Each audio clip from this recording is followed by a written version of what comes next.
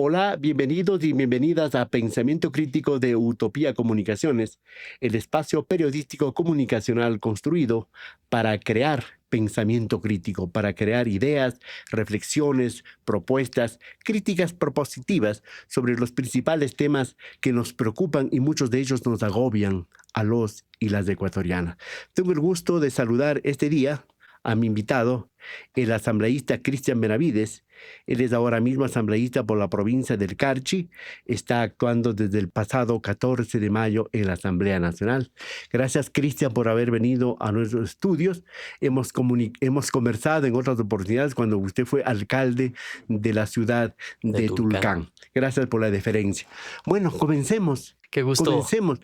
¿Cómo se siente aquí en Quito como asambleísta? ¿Cómo le ha tratado el clima, la ciudad, sus 150 compañeros y compañeras asambleístas, Cristian? Qué gusto saludarle, Fernando, a todos quienes son parte de Pensamiento Crítico, a su audiencia.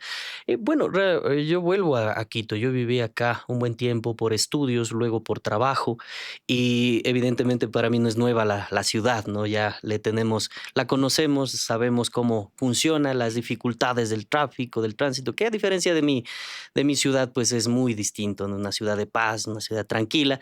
Pero bueno, hemos asumido este desafío y gracias a la voluntad popular de miles de carchenses estamos acá ante la polaridad, ¿no? Ante la polarización que tuvimos en las elecciones pasadas. Por eso solo somos 4 asambleístas independientes a nivel nacional. Todos los demás se los absorbió la Revolución Ciudadana y ADN, quedándose fuera gente muy válida, gente muy capaz para asumir este tipo de compromisos políticos como es el tema de una asamblea. Hasta ahora me han tratado bastante bien, creo que hemos tenido la sapiencia para manejarnos y movernos de una manera adecuada. ¿Qué extraña usted de lunes a viernes de su Carchi, de su Tulcán querido? Bueno, mi familia se quedó allá, mis 2 niños pequeños, mi esposa, porque pues cuando nosotros asumimos estos compromisos políticos debemos entender esa realidad. Y yo estoy a tiempo completo trabajando en temas de la asamblea desde las 6 de la mañana hasta las 10, 11 de la noche todos los días, y esa facilidad también me la permite el no estar cerca a mi familia, pero es lo que más extraño. Cristian, ¿cuándo comenzó esa idea, esa opción de ser político usted y de tomar a la política como un instrumento de servicio? Porque eso es, o eso debe ser la política. Bueno, yo decido hacerme político y mis inicios se dan en la Universidad Central. Usted sabe que ahí hay un grupo, un ¿Usted estudió equipo, Derecho? claro, derecho Usted es y abogado. abogado. Entonces, en aquella época recuerdo que tuve la opción de ser candidato al HCU, ¿sí? Y Honorable claro, Consejo así es. Universitario. Entonces, ahí arranco como que se empieza a hacer la chispita un poco, pero luego yo decido empezar a pensar en la política cuando en mi primer trabajo, que fue en Naciones Unidas, termino viviendo en Puerto Quito, aquí en Pichincha, y haciendo un proyecto con un personal cubano. Me recuerdo profesoras que fueron a dar algunas capacitaciones en escuelitas rurales muy empobrecidas, y eso fue como que me despertó un poquitito el centrarme con la gente más humilde. Ahí arrancó todo, y claro, gano una beca y termino fuera del país, estudiando en Europa, y es allí donde ya se activa definitivamente mi corazón y digo, voy a regresar a mi carchi, voy a regresar. En principio quería ser prefecto, ¿sí? Entonces dije, voy a organizar un partido provincial. Empezamos con ello, lastimosamente fue errático por el tema de las firmas, nos quedamos fuera del padrón por 40 firmas, el movimiento Somos Carchi en esa época, y bueno, termino lanzándome como candidato a la alcaldía, siendo electo por mi partido propio, un movimiento cantonal que se llama Somos. ¿Y en la universidad usted fue lanzapiedras, que suelen decir? No, más bien combatía ese tipo de prácticas. Siempre me gustó más Pero sí pensar. protestaba. Sí, claro, por ejemplo, en la época de Lucio Gutiérrez estuvimos en las calles. ¿Usted era Sí. forajido? No, no, no. Pero claro, era una moda, ¿no? La de los forajidos. Simplemente un ciudadano más indignado, molesto por la forma en que cómo se llevaba el Estado.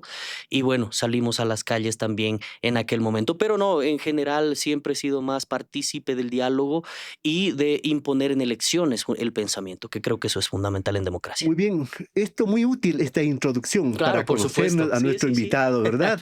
Gracias, Cristian, Sí, por sí. contarnos coloquialmente de su pasado.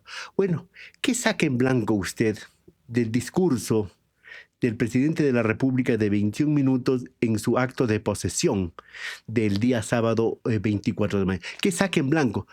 ¿Qué es lo bueno? ¿Qué es lo preocupante?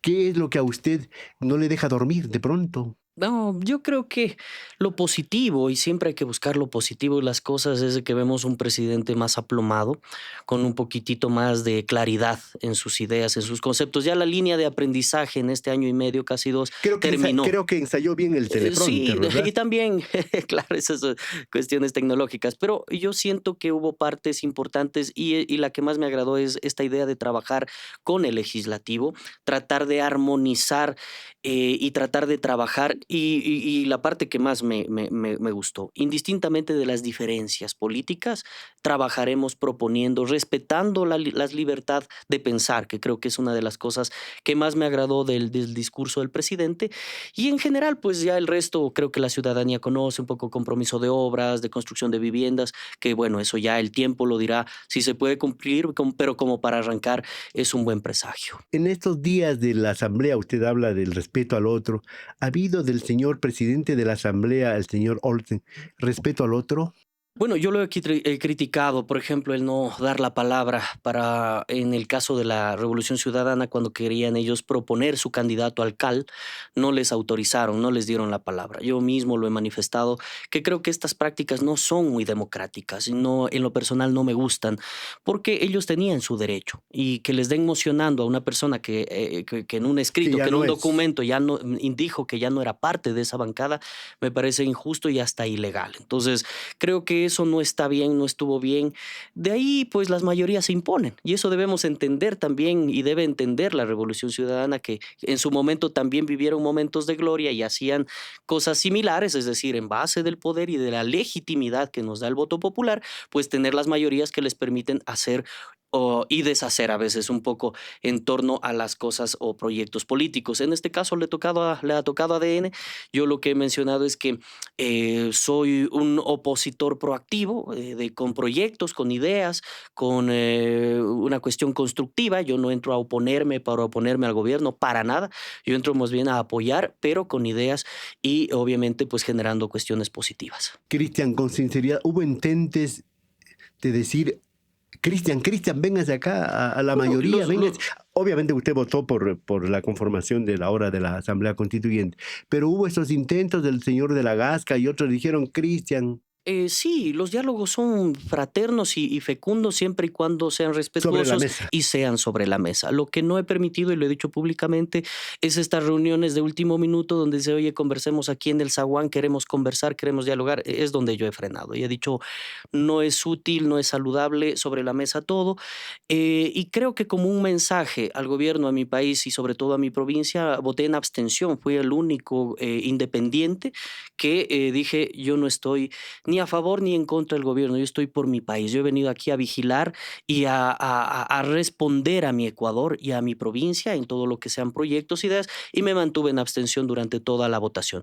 Que eso me ha permitido ganarme un respeto dentro de la Asamblea por los dos bandos, porque lastimosamente la Asamblea está partida en dos, porque han visto que hay una legitimidad y también hay una coherencia con lo que se dice y con lo que se hace. A mí me preocupa, por ejemplo, de aquellos independientes que votaban de una manera y después de 2 minutos votaban de otra. Y eso es lo que deja entrever ciertas situaciones que sabrán ellos responder, pero en lo personal creo que esa coherencia me ha permitido tener una voz que hoy es escuchada dentro de la Asamblea y que creo que es positivo, porque no es que queremos hacer daño al gobierno, sino más bien proponerle cosas, mejorar, como el instrumento que nos han hecho llegar, que es la Ley Orgánica para la Desarticulación de la Economía Criminal, donde ya estamos proponiendo, planteando algunas mejoras al instrumento que para mí es un borrador positivo para la seguridad, pero que hay vicios de inconstitucionalidades, ilegalidades, y hay algunos temas que se han quedado muy sueltos que evidentemente son parte de la economía criminal, pero que no están siendo tomados en cuenta dentro de esta norma. En Pensamiento Crítico de Utopía Comunicaciones conversamos este rato con el asambleísta por la provincia del Carchi, Cristian Benavides. Bueno, ¿cuáles son, dígale al Carchi, al Ecuador, cuáles son las líneas rojas para usted dentro del manejo del Estado, dentro de la política económica, social y de toda índole, porque hay líneas rojas, cada Por quien supuesto, tiene sus puntos por en donde supuesto. dice esto no puedo pasar. Por supuesto, ¿Cuáles son? yo lo he manifestado, mi apoyo total al gobierno en todo lo que sea positivo para mi país. Pero cuando se metan con la madre cabeza de hogar, con el obrero, el trabajador, con el adulto mayor, con la gente, con el estudiante, no van a tenerme. Y creo que esa va a ser mi constante durante este periodo legislativo. En cuanto al seguro social, por ejemplo, en cuanto a las privatizaciones, Lo en mismo. cuanto al asunto petrolero, a todo eso, ¿cuál va a ser su A actitud? ver, por ejemplo, seguro social y en el resto, lo mismo, ¿no? A ver, nosotros vemos, porque van presentándose en el camino las agendas que establece justamente el gobierno en este caso. Pero para ello hay una respuesta y una respuesta con propuesta. Entonces nosotros tenemos elaborado un proyecto de ley para la seguridad social, para recuperarla sin necesidad de aumentar la edad de jubilación, sin necesidad de acudir a ciertas prácticas que pueden ser lesivas para el afiliado. En este caso, eso, o sea, viene la propuesta, mejor dicho, viene el proyecto, va la contrapropuesta y en base de eso el diálogo, que si son tomadas en cuenta ciertas ideas, ciertos proyectos, pues estaremos allí trabajando. Consensos, ¿no? Consensos, para eso nos han enviado. Y creo que es lo importante y es la madurez política que debemos asumir todos, porque a veces en la oposición, y por eso funcionan las oposiciones del mundo, sirven justamente para mejorar, para entender que puede haber el cometimiento de un error o el sacrificio de un derecho y podemos de alguna manera intentar equilibrar la balanza para que no se vaya a un No solo se lado. debe entender a la oposición como enemigos, No, no, no, no, sino para nada. puede ser incluso una especie de hacer Yo creo que es el mejor amigo. entender a tiempo Sí, cuando se está yo desviando. creo que es el mejor amigo y lo digo con experiencia porque esto me sucedió siendo alcalde. Yo tuve un consejo de oposición totalmente, entonces solo tenía un concejal de mi línea, todos los demás eran de oposición, pero el 99% de las decisiones las tomamos por unanimidad. ¿Cómo se logra esto? Conversando, escuchando y también dejándose guiar. Cuando alguien reclamaba, decía, vea, mi parroquia se queda sin presupuesto. Ah, listo, no hay problema, pongámosle a su parroquia presupuesto. Eso es todo, pero es la cuestión del diálogo, del entendimiento sobre la mesa, que es lo más importante, esa línea ética que no se debe perder y eso me ayudó a gobernar en paz durante los 4 años que fui alcalde. Y ahora yo quiero hacer algo similar, es decir, yo no soy de tu línea, yo no soy de ADN, porque yo vine por otra línea, con otra Usted votación. tiene otro ADN. Más pastuso, es mi ADN. Entonces, esa visión me permite representar a aquella gente que está cansado del odio, que está cansado de la revancha, de la rivalidad, sino más bien quiere tener una tercera línea que le permita decir, bueno, ahí hay alguien que cuida mi derecho, pero que no es tan torpe como para cerrarse y decir, bueno, yo me voy a oponer a todo y por nada. Entonces, creo que eso no está bien, al menos yo no lo comparto. En el caso, por ejemplo, el petrolero Sacha, por ejemplo, a lo mejor intenten de nuevo ponerle en subasta el asunto de la telefónica, el asunto eléctrico, todo eso de lo que se llama empresas estratégicas, el sector Sector estratégico. estratégico. ¿Cuál es su pensamiento, su lectura? Bueno, yo creo que lo del Estado es del Estado. Y no es desde ahora, sino desde hace más Y de eso es 100 de todo el años. Ecuador, Y es de es un todos los patrimonio ecuatorianos. nacional. Entonces, en lo personal, yo seré uno de los que defienda esos espacios que son de los ecuatorianos, son legítimos, son de la gente. De allí viene el dinero que sirve para la obra pública, de allí vienen los recursos que sirven para la educación, para la salud, que es lo que debe cumplirle el Estado a sus mandantes. No estaría de acuerdo, por ejemplo, en que eso se privatice, si es un poco la idea de la pregunta. Regresamos al 24 de mayo. El señor presidente, un discurso bien elaborado, bien aprendido también, por supuesto, bien ensayado, por supuesto. El doble, un poco más del doble del discurso del El año 23 de anterior. noviembre del 2023. Sí. Trazó algunas líneas, no diría rutas, no creo que haya trazado rutas, sino algunas líneas en asunto de obra pública, en asunto de inversión, en asunto de seguridad. Pero lo malo es que no dijo cómo ni de dónde va a sacar los recursos. Claro, evidentemente creo que esa es una de las preocupaciones, ¿no? De que pueden haber sueños muy bonitos y quién no tiene sueños, ¿no? Y al menos en mi parte, ojalá se pueda El cumplir, que está ¿no? muerto no tiene sueños. Así es. Entonces, ojalá se le pueda cumplir a todo ecuatoriano, que haya empleo para los jóvenes, que haya seguridad para la gente, pues ¿Quién no sueña con volver a un Ecuador donde se respire realmente paz y tranquilidad en las vías, en las calles, en los distintos espacios? Creo que eso no está mal por parte del presidente y como usted dice, la preocupación es lo otro, ¿no? ¿De dónde vienen los recursos? Y creo que los recursos están ahí, que si son bien administrados y tienen una posibilidad estratégica de planificación, pueden ir honrando esos compromisos sin necesidad de aumentar impuestos, sin necesidad de acudir al bolsillo del ecuatoriano, sino más bien administrar bien, disminuir de alguna manera la carga pública que a veces es inoficiosa y más bien Pero no con prejuicios, pues no, sí, no, no, no con persecución. y No decir, persecución oye, tú peor. piensas distinto afuera. O sea, eso es lo que le hace mal a la política en general, desde el gobierno local más chiquito hasta el más grande. Creo que esa no es lo adecuado, porque si uno siembra odio, cosecha lo mismo, y eso yo creo que el ecuatoriano ya no aguanta más. Sí, interesante porque ese clivaje de correísmo, anticorreísmo, estamos tantos años olvidándonos del presente y del futuro y de solucionar los problemas que se van acumulando. ¿Cómo ve usted el asunto de la seguridad, que es el tema fundamental, donde el propio gobierno en la campaña electoral de la primera y de esta segunda elección ha sido la piedra angular, Por no supuesto. solamente de él, sino de todos los candidatos, pero sin tomar en cuenta, aunque un poquito parece que hubo una reflexión. Si no se hace inversión pública, si no se regresa a ver al asunto social, muy difícilmente con militares y policías podemos solucionar este problema de la inseguridad. De hecho, es imposible. No, el mundo ya lo ha dicho. Cuando hay seguridad, cuando se lucha contra la pobreza. Porque cuando una familia no tiene que comer, cuando el estudiante que sale no tiene trabajo, evidentemente el resto de males sociales brotan, ¿no? La pobreza es el principal mal al que hay que combatir. Y claro, ahora nos han enviado esta ley orgánica para combatir la economía criminal, que es el primer paso que ha dado el presidente enviado a la Asamblea para su análisis. Yo ahí, y lo mismo que mencionaba hace un momento, Están no corriendo estoy los en días, ¿eh? eso, no Están estoy en corriendo. contra del proyecto, pero creo que es muy mejorable.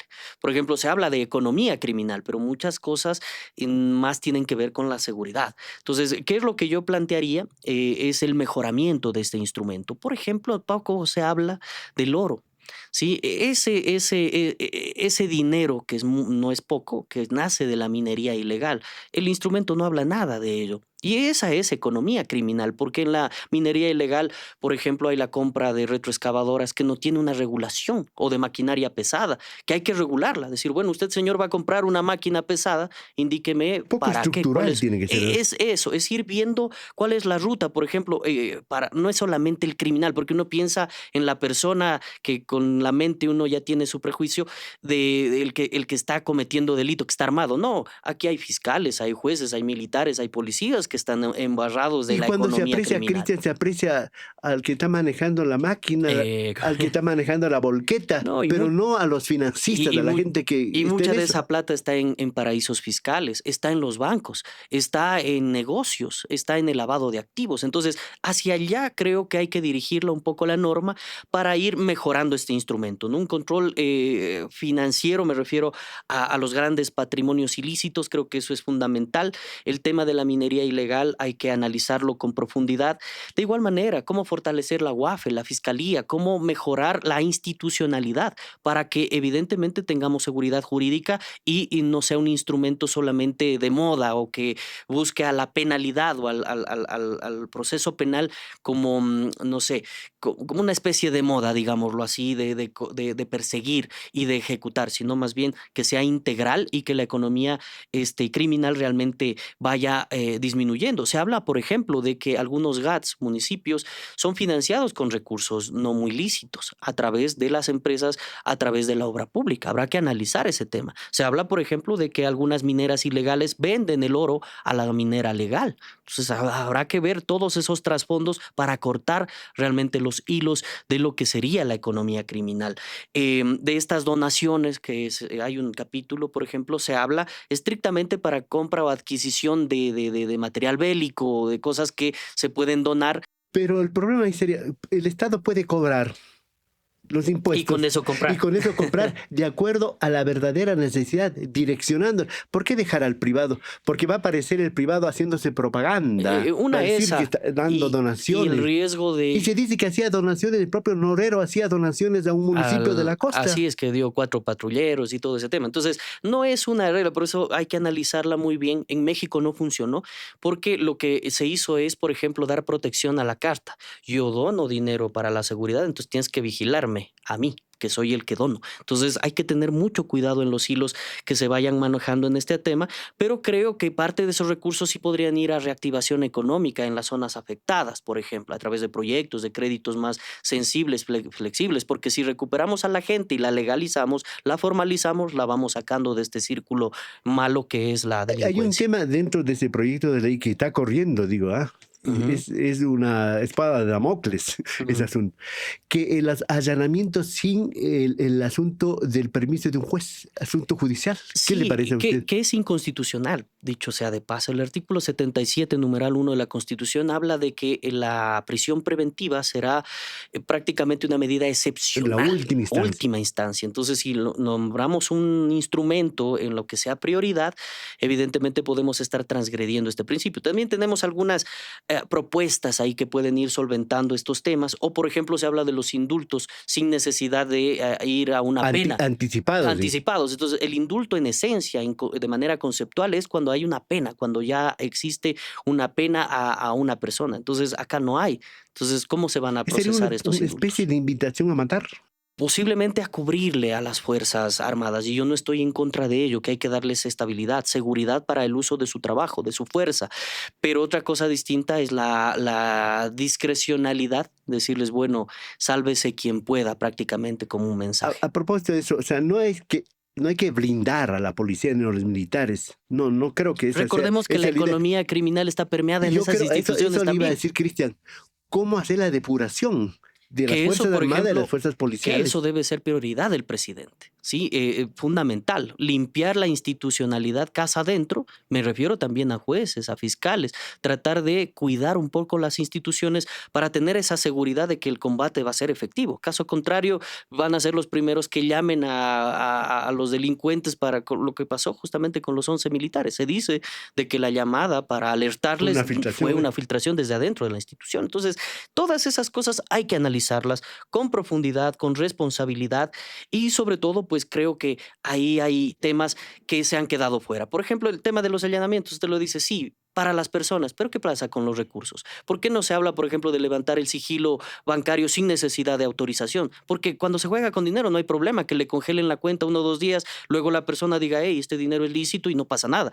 Pero ¿qué pasa cuando los bancos básicamente cercan el dinero a través del sigilo bancario? De eso no habla nada la ley y nosotros lo vamos a proponer. Pues es corregible, Es es corregible, perfectible. mejorable, por supuesto. Comenzando desde el asunto que no hay unidad de De materia materias, que eso es un para tema que puede comenzar. caer en un saco sin fondo. Me refiero a que la Corte Constitucional se pueda dar de baja el instrumento.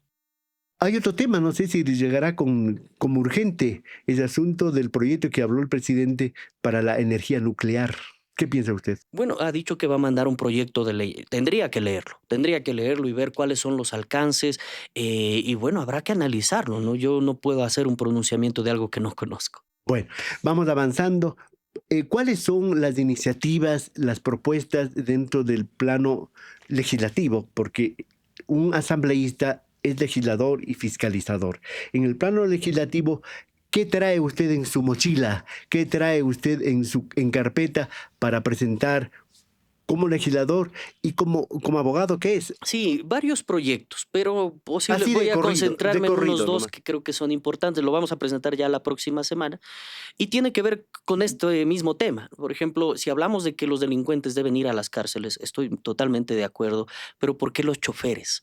Cuando uno comete una contravención de tránsito, termina rodeándose de delincuentes por andar a exceso de velocidad, por alguna situación que es parte de una contravención. Entonces el capítulo de contravenciones, la idea es reformarlo y que haya sanciones económicas, que haya sanciones en trabajo comunitario, pero no la cárcel, porque evidentemente el chofer no es un Reformar la ley de delincuente. tránsito El Código y el Penal, el código, Código Orgánico Integral Penal, en el pero a la capítulo de par que las la ley de contravenciones de tránsito. tránsito, que justamente es una de las cuestiones que creo que van a ser saludables para los choferes, no solamente los formales, los de transporte público, sino también cualquiera de nosotros que maneja un vehículo y en base del derecho comparado. Yo, por ser de frontera, veo cómo funciona al lado, me refiero en Colombia. Si a usted allá lo agarran con un poquito de alcohol en su sangre, le hacen el alcocheck y le ponen una multa que es más o menos de $7,000, ¿no? Entonces, allá no hay Para cárcel. que le pegue al bolsillo. Eso, no hay cárcel, pero creo que es más saludable, la gente se cuida más, incluso que en lo de acá, porque puede perder su vehículo.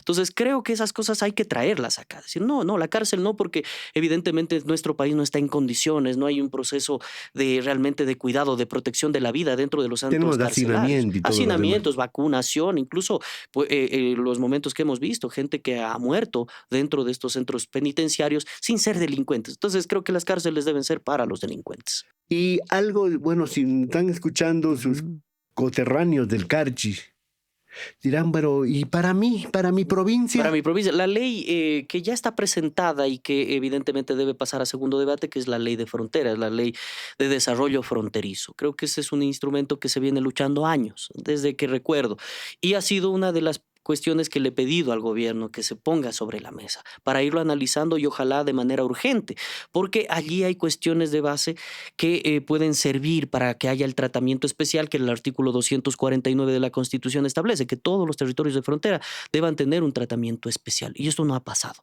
Entonces, esta ley va a permitir que este artículo de la Constitución aterrice en el territorio fronterizo, que evidentemente debe tener un trato especial por la forma de vida. Ahí tenemos otro proyecto que es aumentar las penas al abigeato. Una cosa es Machachín, una cosa es aquí, los ganaderos no tienen ese problema. Allá por ser frontera, muchos viven de este trabajo del ganado, les roban y pasan a Colombia de manera inmediata y pierden sus bienes. Entonces, ¿y qué es lo que sucede? Cuando se los atrapa a los delincuentes, la pena que señala el Código Orgánico Integral Penal es de 1 a 3 años, sacan medidas sustitutivas y se van en libertad y se van riéndose prácticamente de la norma. ¿Qué es lo que queremos? Es subir estas penalidades, al menos superior a los 5 años, para que no aterrice en la posibilidad de sacar medidas alternativas, ni a la prisión preventiva, ni tampoco cuestiones que puedan hacer que el delincuente se libere con facilidad, ¿no? Entonces, esa es una de las cosas que hay que irlas trabajando. En frontera está este tema y, por supuesto, pues otros proyectos que son de índole nacional, porque debemos entender que no es, a mí me encantaría mi Carchi independiente, ¿no? Como siempre lo hemos manifestado, pero somos parte del territorio nacional, tenemos mejoramiento a la ley de contratación pública, por ejemplo, en lo que son las ínfimas cuantías, que permita participar a la gente que menos tiene. A mí me pasaba como alcalde, yo llegaba y se paraban en la puerta albañiles o grupos de mujeres, decían, deme un trabajito, ayúdeme a buscar un trabajo para llevar pan a mi casa. Y tenerles que decir, vea, éntrese al portal, participe en contra de la empresa tal, o que son dueños de las máquinas, que son dueños de los andamios, y que creo que con facilidad las municipalidades, juntas parroquiales, prefecturas, pueden dar de manera directa a asociaciones legalmente constituidas en la economía popular y solidaria y puedan nutrir, no en obras, porque con $7,000 no alcanza a hacer una obra, pero sí en mantenimientos. No se necesita un PhD para pintar una escuelita, una casa comunal o para tejer unos uniformes. Entonces hay cositas sencillas que pueden permear en la gente que menos tiene, que es en la que hay que pensar y que está siendo excluida de los sistemas de contratación pública. Estamos conversando con el asambleísta por la provincia del Carchi, Cristian Benavides. Cristian, el gobierno, este gobierno que renovó hasta el 2025 en su periodo anterior, en su calidad de colegislador, se dedicó a vetar totalmente las leyes que producía el Congreso Nacional. ¿Cómo decirle al presidente que valore el trabajo de la Asamblea, en caso legislativo, y que no se deje al margen muchas leyes que pueden ser importantes y que deben ser consideradas, deben ser acordadas si es posible el caso? Porque sería un trabajo inútil. ¿Para qué estamos pagándoles a 151 legisladores, asambleístas que se llaman ahora, para que no sea considerado su trabajo. Creo que las condiciones han cambiado a nivel político. Antes tenía una oposición prácticamente desde la asamblea, entre comillas.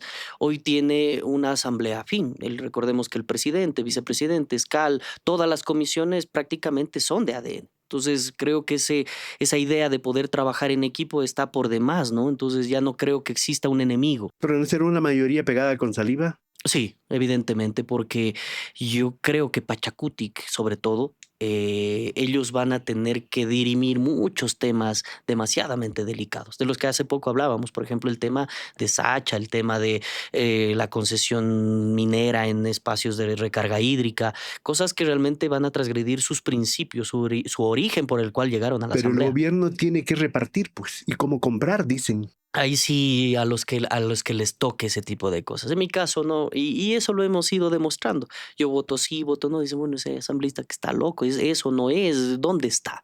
Entonces, este asambleísta lo que les he dicho es, está donde las cosas buenas se puedan dar y no va a estar donde aquellas cosas que yo considere que no son positivas se vayan a generar. Y en otras, no voy a estar este asambleísta. Y esa es una innovación a nivel del Ecuador.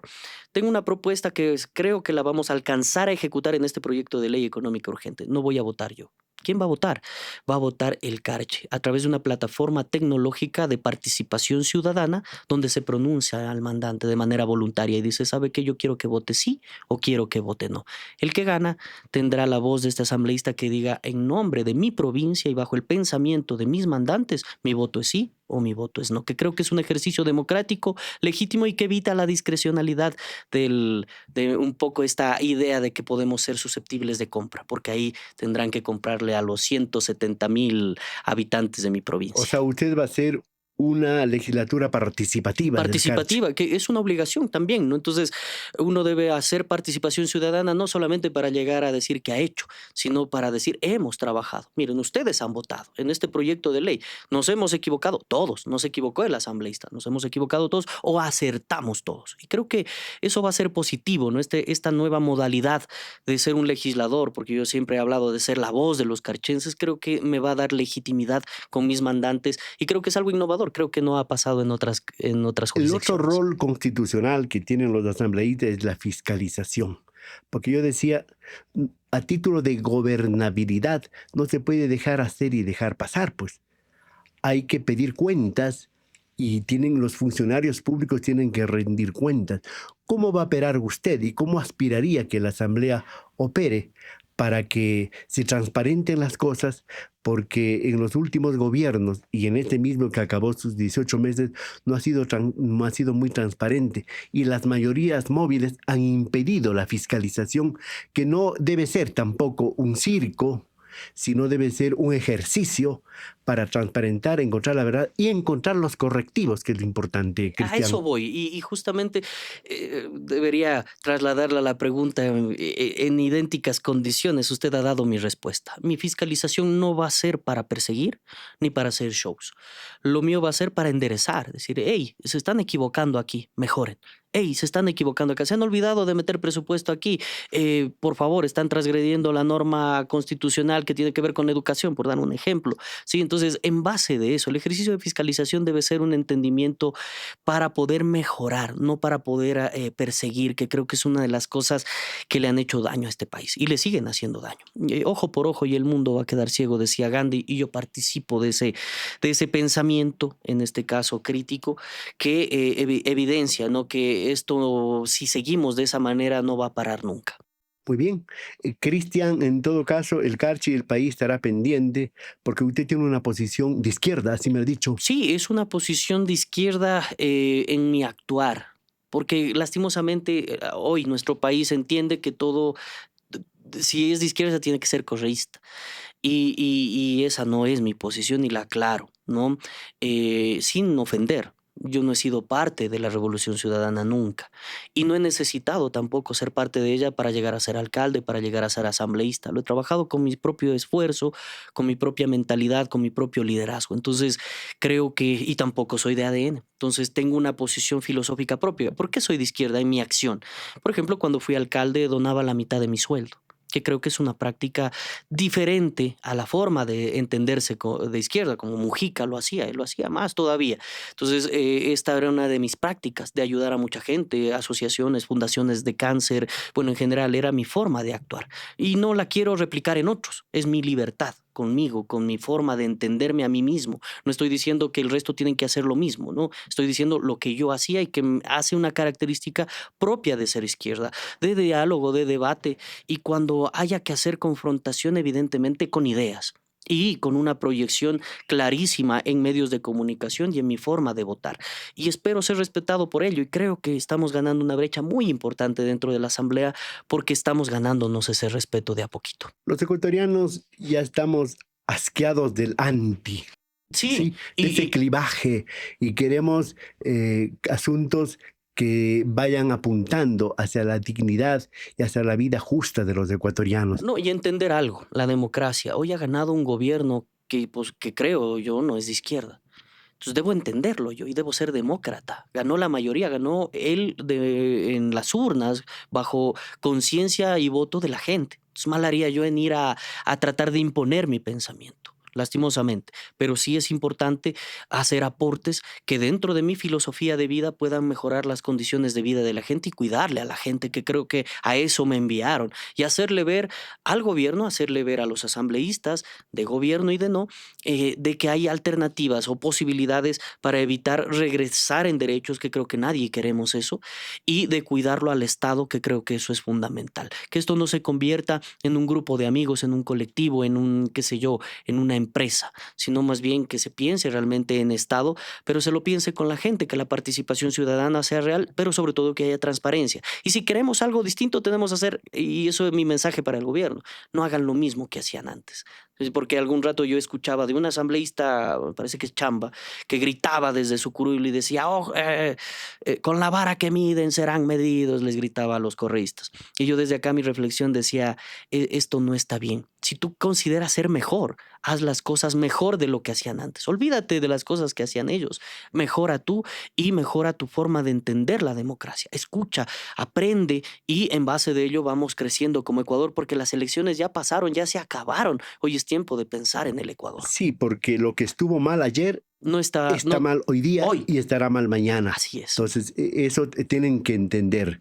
Vamos terminando este diálogo y quisiera, bueno, preguntarle una cosita. Usted mañana, ¿cómo va a votar mañana martes en ese pedido de la jueza Camacho para enjuiciar a una ex asambleísta, la señora Cuesta, creo que es, por el caso de la línea azul? Yo no, no he leído el expediente. Me encantaría leerlo para ver de dónde nace, cómo está el tema. Mientras yo no tenga un voto fundamentado, será en abstención. Yo no puedo votar al ojo, ¿sí? Porque no me consta, porque no he visto, porque no he leído. Y eso deberíamos revisarlo. De hoy a mañana, porque se nos convocó eso el día de ayer, me parece, hacia el día de mañana, esa será mi votación. Yo no quiero que haya más persecución en mi país. No quiero que exista odio, camuflado a veces en la legalidad. Eso no considero que está bien, no estará bien nunca. Entonces, será mi mensaje, pero si me preguntan la votación de hoy, por ejemplo, votaré con el gobierno. En lo que tiene que ver con el armataje de las nuevas comisiones, vamos a apoyarles. Y esa será mi tranquilidad de ser independiente, de poder hacer una cosa hoy, mañana, de acuerdo a mi criterio, a mi forma de entender la democracia, y no estar condicionado por nadie. Termino con esto. Eso de independiente no me gusta mucho a mí como A mí me término, encanta. A mí me porque encanta porque da lugar a que estoy donde me quieran o donde me no, pongan. bueno, eso es antes, ¿no? Yo creo que a mí, en cambio, me encanta. ¿Por qué? Porque no estoy condicionado a nadie. Si no, ni siquiera estaría en este medio de Independiente comunicación. de qué, podría decir. Eso, no ¿O para estaría, qué? no estaría en este medio de comunicación porque habría tenido que pedir permiso para venir. Entonces, independiente es eso, ¿no? Es esa libertad de poder andar, de poder hablar, de poder disentir, de poder equivocarme. Porque hay independientes camuflados, No, pues. y lo otro, hay independientes que se hacen independientes por intereses personales, que eso es muy distinto y los estamos viendo, ¿no? Lo hemos visto en anteriores asambleas en esta igual, donde hay gente que se va, entre comillas, liberando de sus partidos con los que llegaron, con los que legítimamente fueron elegidos bajo un proyecto político, votantes a los que Yo les decía, deben. se cambian de camiseta a lo mejor sin bañarse. Claro, yo vine, menos mal vine independiente desde mi origen. Y a eso me voy. Yo no soy de ADN, yo no soy de la RC. Yo vengo con mi movimiento local, con mis aliados, a los que escucho. Y claro, en base de eso hablo de independiente. Lo demás es coyuntural y creo que no es bueno, al menos cuando se le pone precio a la conciencia. Posiblemente lo mío sea Muchas gracias. demasiado No quiero costoso. terminar dándole 5 segundos. Saluden al Carchi, pues, por favor. Mi abrazo a mis paisanos, a mis coterráneos. Hoy 26 de mayo, uno de los días más importantes en la historia del Carchi, de 1971. Ahí nace la frase, con el Carchi no se juega. ¿Sí? Y es justamente luego de que se nos quiso imponer 2 sucres de un impuesto que Velasco Ibarra en aquel momento lo quiso implementar y se encontró con un Carchi unido que combatió a bala en aquel entonces, 71. 1971. Así que esta es En una el fecha último periodo histórica, velasquista. 26 de mayo, que cobró vidas, pero Entonces, que nos dio ahí, qué dignidad. interesante. Ahora entendemos que se dice con el Carchi no se juega. De ahí vengo, de esa corriente. Muchas gracias al asambleísta Cristian Benavides, asambleísta por la provincia del Carchi, independiente, quien ha comparecido aquí en Pensamiento Crítico de Utopía Comunista. Así conversando muy coloquialmente, muy amigablemente sobre sus propuestas, sobre sus ideas y sobre lo que espera para el país y lo que él piensa y se compromete a dar por el país. Cristian, muchísimas gracias por Un estar aquí. abrazo para usted y para todos. Señoras y señores, hasta aquí nuestro diálogo con Cristian Benavides, asambleísta por la provincia del Carchi, aquí en Pensamiento Crítico de Utopía Comunicación. Esperamos que nos den su like, que se suscriban para seguir nosotros aquí creando pensamiento crítico. Hasta la próxima.